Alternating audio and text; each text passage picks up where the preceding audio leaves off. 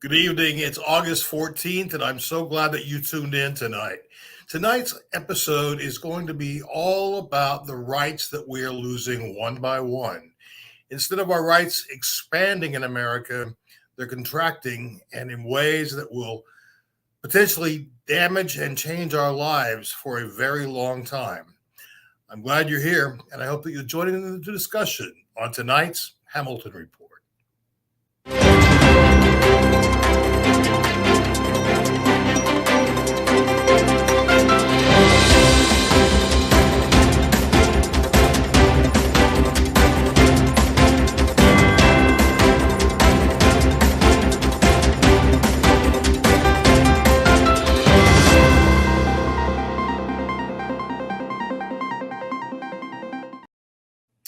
Children and teachers and parents everywhere around the country are gearing up for back to school time. Some districts have already started in Oklahoma, and others are quick to follow.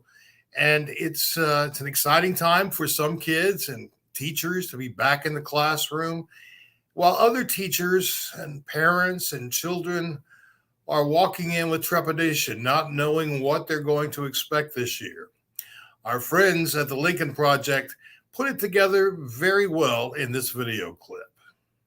School is back in session, and Republican lawmakers have been working all summer to make this year the craziest one yet. Say goodbye to boring woke books like Fahrenheit 451. In fact, just burn them. Do the horrors of slavery bum you out? The GOP has you covered. We've refreshed it with a brand new spin. Being taken as a slave is better than being killed, no? No big deal. Wow.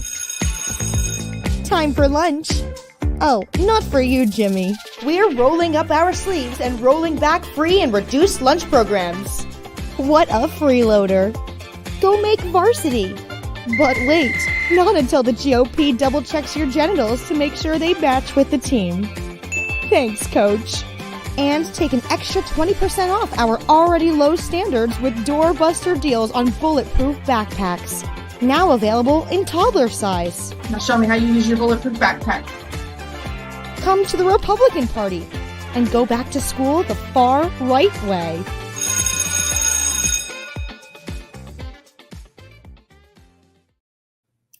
Wow.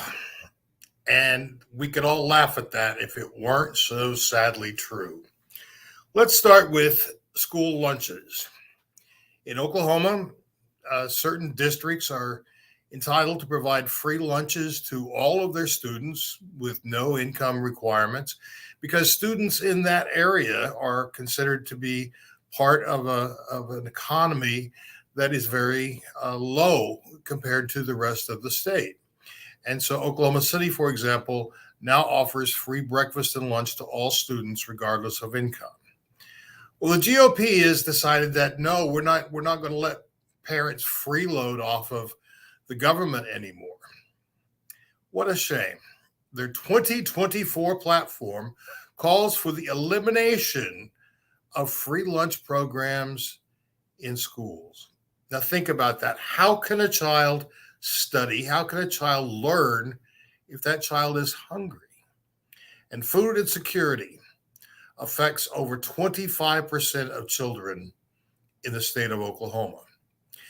Compare that with what Massachusetts did. They instituted a 3% tax on millionaires. 3% tax on millionaires. As a result, every student in public school, grades pre-K through 12, receive free lunches Monday through Friday, all paid for by a small tax on the wealthiest people. Speaking of wealthy, in Oklahoma, our governor spent the weekend crowing about a $9 billion savings account.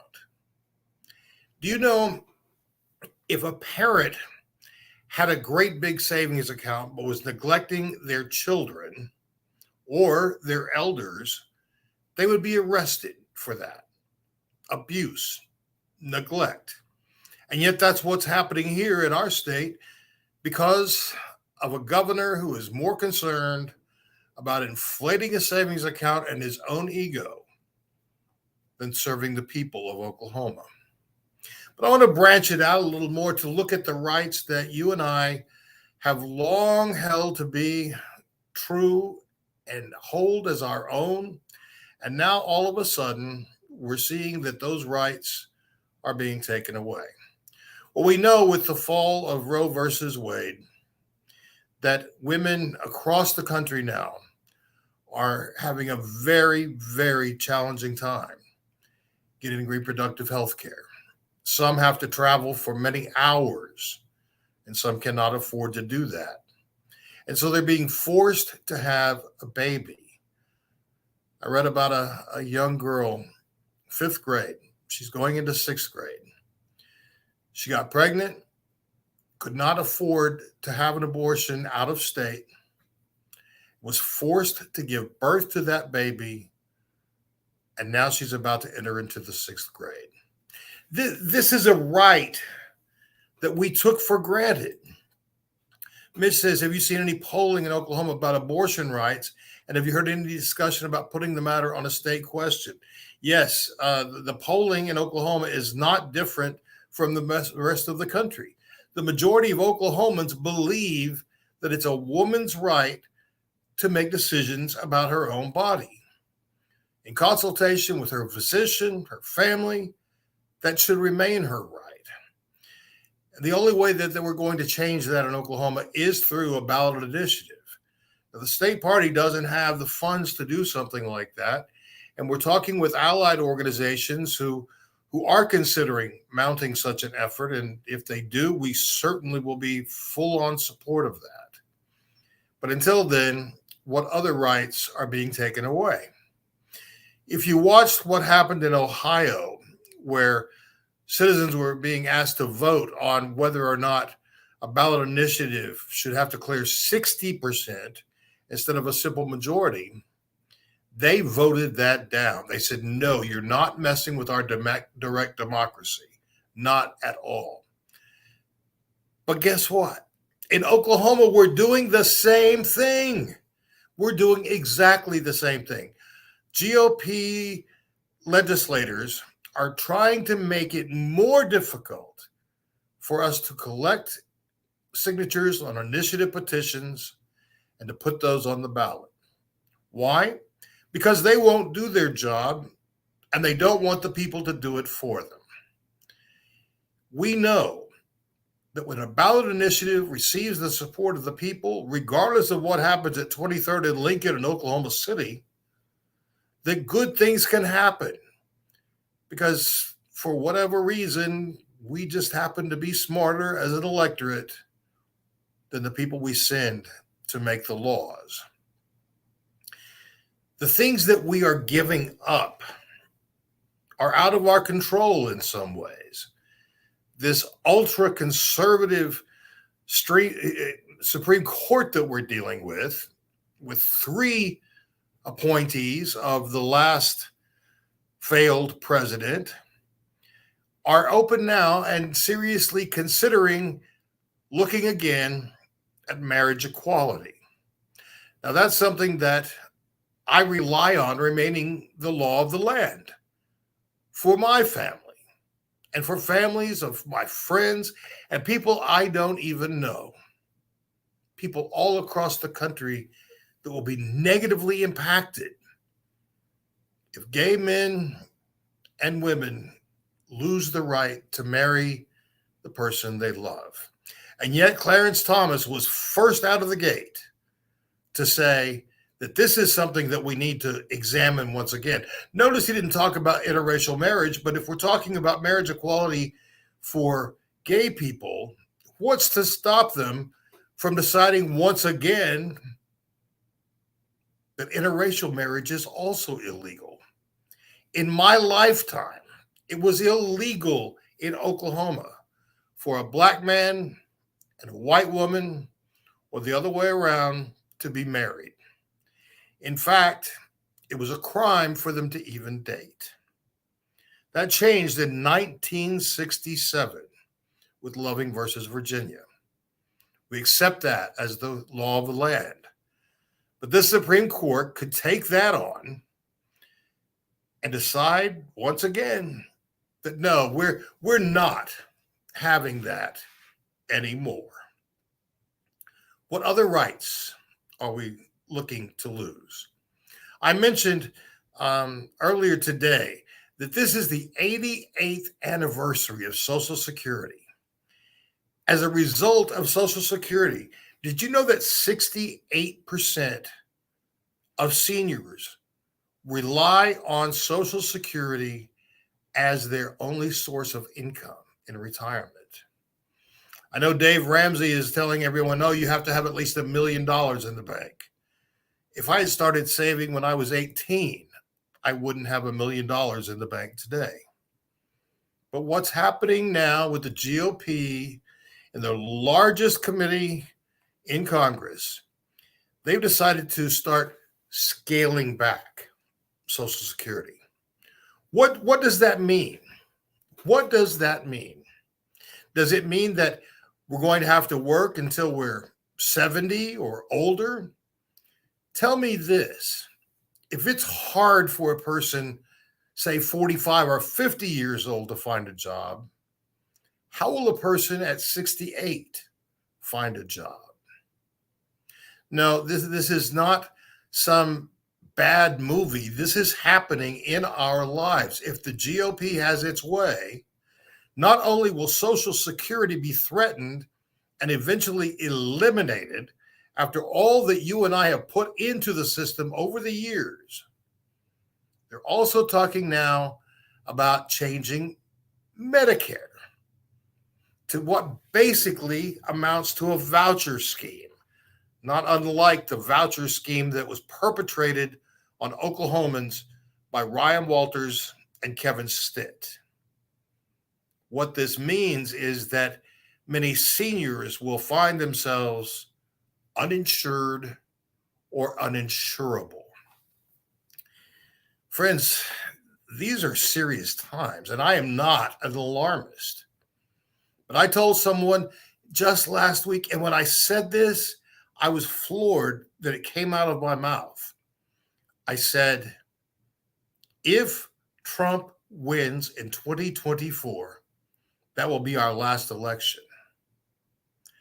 And when I reflected on what I said, I realized that that is something I've been harboring for a while, because the fact is he is a dictator and that's what he wants for this country. And clearly people like Marjorie Trader Green and Lauren Bobo the Clown and others of his ilk want the same thing. They bow in deference to his every move, his every lie. They repeat with abandon. Okay, I'm going to take a break for a moment just to see what you folks have been saying. Kelly says that Clarence is a clown. Absolutely right. I don't know how we can expect anything that comes out of his mouth to be true when he has worked so hard to hide the truth from the American people. Millions and millions and millions of dollars in gifts and vacations, and his luxury motor coach that he said, oh, I like to park in trailer in RV parks and Walmart parking lots to be with regular people. Liar, liar, liar. Instead, he jets off to all corners of the world on his friends' dimes. Many of those very same people have cases that he hears and rules on. Can we petition to vote to put down these rights we're losing? Thomas is a criminal. I agree with you, Virginia. Absolutely agree with you. And contraception, thank you for that, Mitch. Contraception is another thing that they're considering taking away. Now, okay, how is this going to impact us? If contraception becomes illegal, abortion is illegal, we are going to be overrun with unwanted children, or children that the parents cannot care for financially, emotionally. Now, you and I may think that you can always go to the drugstore and buy a condom, but the fact is that that right is being considered even now to be taken away. This is also a great point. Joe says something is not right when we have 29% of the vote, but zero congressional representatives. And I will tell you, the people that Oklahoma sends to Washington are among the worst of this lot. Do you know that every single person who so-called represents Oklahoma in Congress voted against the infrastructure bill, which right this very minute is broadening broadband access to communities in Oklahoma that right now do not have it. Bridges and roads that Oklahoma has let just fall apart are being reconstructed now, thank you to the Biden administration. And oh boy, doesn't James Langford love to show up and cut a ribbon for something that he voted against?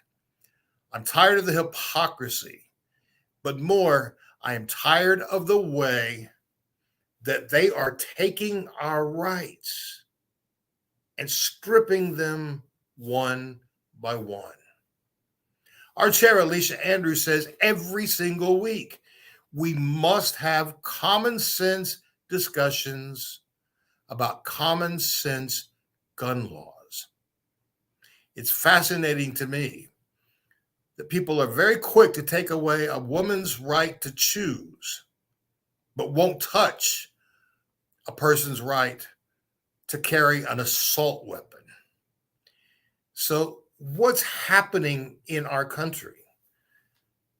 That President Biden, who has done so much in a mess that he inherited to straighten things out, that kept us out of recession, that has helped boost wages, set the economy in terms of unemployment at its lowest point in over 50 years. More small businesses were created in the first 2 years of the Biden administration than at any point in American history. So why are people still saying that they would vote for the failed former guy? It's a cult. There's no other way of explaining it. It is a cult. If you saw any pictures of the Iowa State Fair this weekend, where women were crying just at a glimpse of their Lord and Savior, Donald J. Trump. Criminal Donald J. Trump. Thankfully, the Biden administration does deliver. But there's only so much that a president or a majority of the Senate can protect us from. Instead, it's up to you and me when it comes time to get together and work together. When I speak to my colleagues around the country, and I'm blessed with some of the most amazing, talented, and smart people to work with, executive directors of every state party and all of our territories, we talk about the biggest challenge that we face is when Democrats fight Democrats. There are times in Oklahoma, I know, when the Republican Party just sits back and doesn't say a word because they don't have to, because people are engaged in hurting one another and distracting from our goals. Our goals, for instance, have got to be to put more Democrats in the House and Senate here in Oklahoma, but also on the school boards. We've seen what's happening in schools around the nation. Now parents, they want parental inclusion in a child's education. I keep hearing that from the superintendent of public, and I'm underlining public there because that's his job title, of public instruction in Oklahoma, says parents have the right to be involved. So that's something my parents always were. They were very involved with our education. They never missed a band concert. They never missed a football game. They never missed a play or a speech contest or a cheerleading event that all their children were involved in. So that's nothing new. But what is new is when one or two parents can decide what everybody else's child can and cannot read in school. Some of the books that have been banned, it's absolutely insane. Grapes of Wrath, Fahrenheit 451, To Kill a Mockingbird. These are great pieces of literature. I Know Why the Caged Bird Sings, America's poet laureate, Maya Angelou. Why are we allowing these extreme nut jobs in school boards, and worse, the parents who are pushing this kind of stuff? We're losing that right to be involved in our kids' education because someone else is pulling the strings. Did you know that Houston schools have eliminated libraries? What have they turned them into? Kiddie jails. Oh, they call them something like detention centers for troubled students. But basically, they moved all the books out and made a place for troubled kids. So not only are they banning books around the nation, they're just saying we won't have a library at all. I don't want my tax dollars going to a religious school. Virginia, I don't either. I don't either. And we know with certainty that when the state of Oklahoma decided that they would fund a Catholic school, who said that they would hire people who believe in Catholic principles, meaning Catholics, that that's what they would teach, they knew that that was going to be a problem. People around the country knew. And so now they've hired an extremely conservative Catholic law firm to represent the state in that lawsuit. It's a test case to see how far we can push. I noticed that someone said just a moment ago that they're hearing this from the pulpit. And I'm sorry, I'm not finding your comment now. But yeah, that's the other thing. There was a time that if you endorsed a political candidate in a church, thank you, Joe, that you would have lost your 501c3 tax exempt status. Well, now it's happening so much, I guess, that there just simply aren't enough IRS people to go around and start closing churches. But that's a problem. That's a big problem. And this whole school prayer thing, where did that come from? Back again. It's never been illegal to pray in church. It's in school. It's never been illegal to pray in school. You can always pray. You can pray on the street corner. You can pray in your bedroom. You can pray in your office. And yet what's happened is now they want to put the 10 Commandments into every classroom and provide a full minute of silence so that kids can pray. You see where that's leading, right? What happens to the rights of Muslims or Buddhists or Hindus or people with no religious affiliation whatsoever? What happens to their rights? Well, you can see they're being stripped away.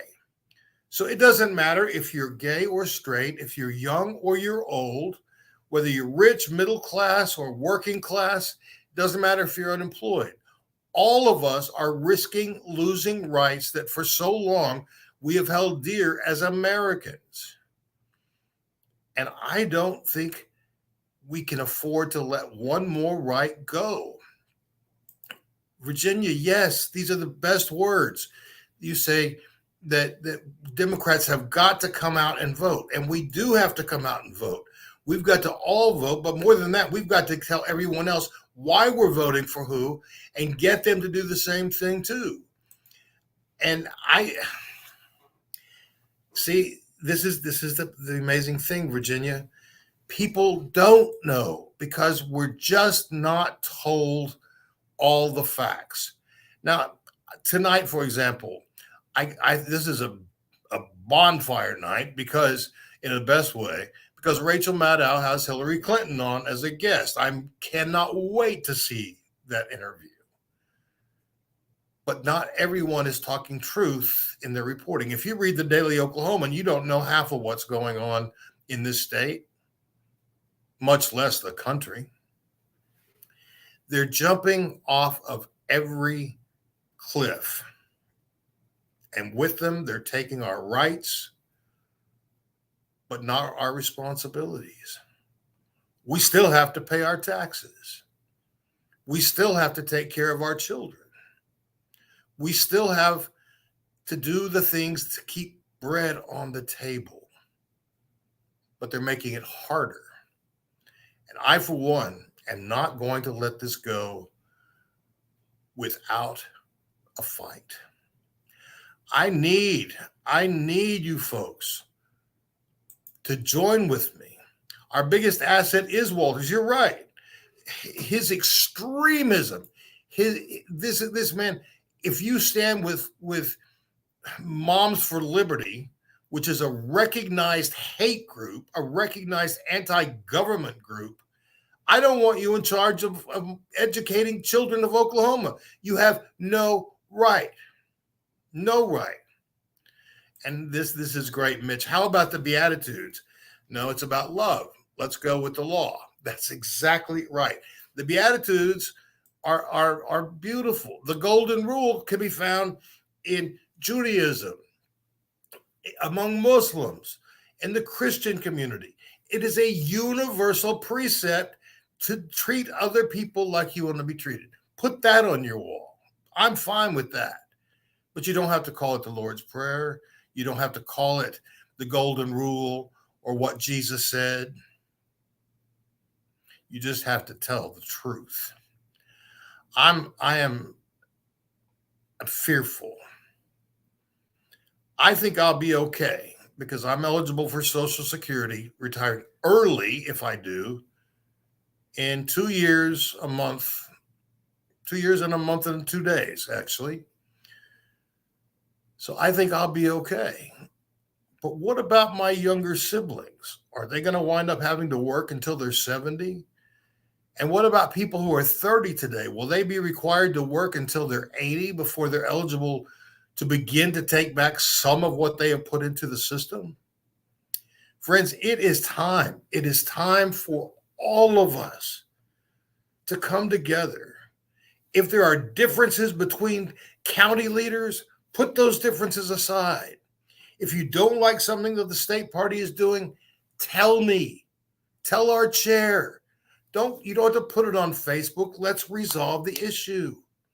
And if you're angry with another Democrat, don't let your anger get in the way of all of us moving forward. The Oklahoma Standard, yeah, that's out the window. It's time for a new Oklahoma Standard, a standard where people genuinely care about each other and want the best for each other. It means eradicating homelessness instead of arresting the homeless. It means treating people with substance abuse issues instead of putting them in jail. It means taking care of our elders so that they're not hungry. It means educating children with the truth, a true accounting of history. I don't care if it makes little Johnny uncomfortable to learn about slavery. I don't care. It happened. It's real. And we're facing the consequences of it even now. Racism is nothing new.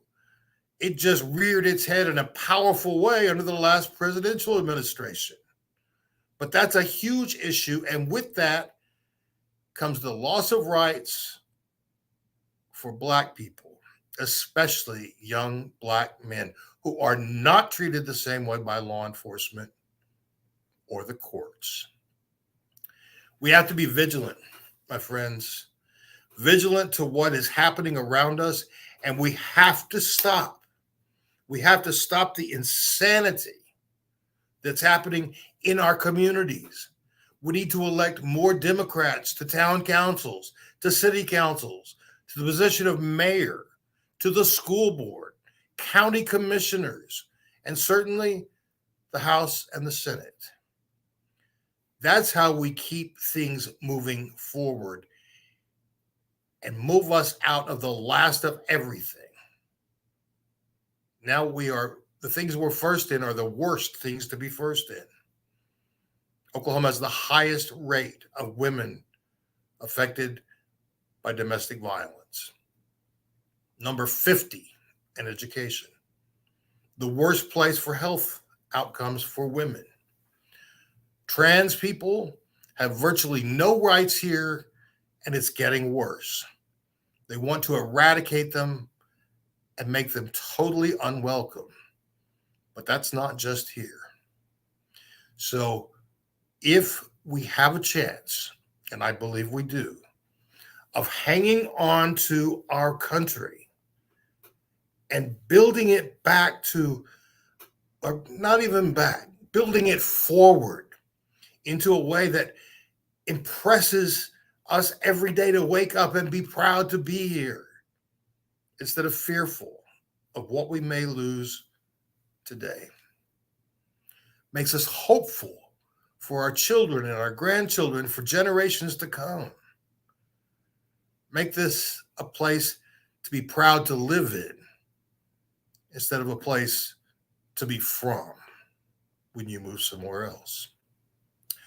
Heavy night, I went all in, but it's because I am concerned and I care. And I know that Democrats in Oklahoma care. And that's why I'm appealing to you to get together, run for an office. Think about it. You may have said, oh, I've never thought about running for office in my life. That's okay. Consider your experience. It doesn't matter how old you are or how young you are. You can bring your ideas to the table where they can be heard, where you can impact lives in a positive way. Friends, we are smack out of time, actually a little over, and I apologize for keeping you, but I want to say, as I do every week, you being here with me for this half hour on Monday evenings, that's the best half hour of my week.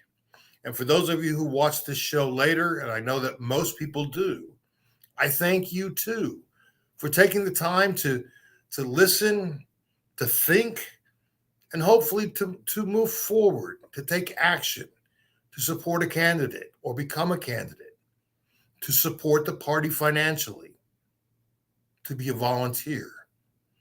It takes all of us, but I believe we've got what it takes to make Oklahoma a good place. Until next week, friends, thank you again for tuning in. On behalf of all of us at the Oklahoma Democratic Party, I'm Scott J. Hamilton. Thank you for joining us. Good night.